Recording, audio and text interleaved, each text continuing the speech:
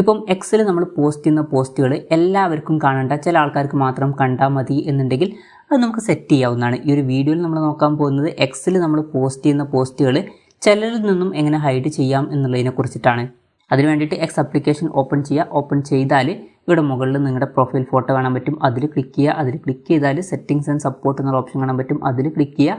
അതിൽ ക്ലിക്ക് ചെയ്തിട്ട് settings and privacy എന്നുള്ള ഓപ്ഷനിൽ ക്ലിക്ക് ചെയ്യുക. അതിൽ ക്ലിക്ക് ചെയ്താൽ പ്രൈവസി ആൻഡ് സേഫ്റ്റി എന്നുള്ള ഓപ്ഷൻ കാണാൻ പറ്റും, അതിൽ ക്ലിക്ക് ചെയ്യുക. അതിൽ ക്ലിക്ക് ചെയ്താൽ ഓഡിയൻസ് ആൻഡ് ടാഗിങ് എന്നുള്ള ഓപ്ഷൻ കാണാൻ പറ്റും, അതിൽ ക്ലിക്ക് ചെയ്യുക.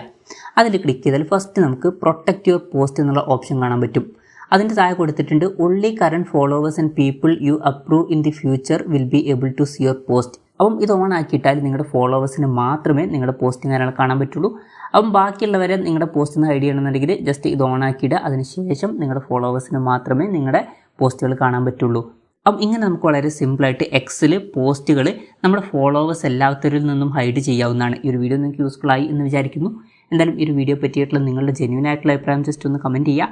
അതുപോലെ തന്നെ ഇതുപോലുള്ള വീഡിയോസ് ഇനിയും കാണാൻ താല്പര്യമുണ്ടെന്നുണ്ടെങ്കിൽ ഈ ചാനൽ സബ്സ്ക്രൈബ് ചെയ്യാവുന്നതാണ്.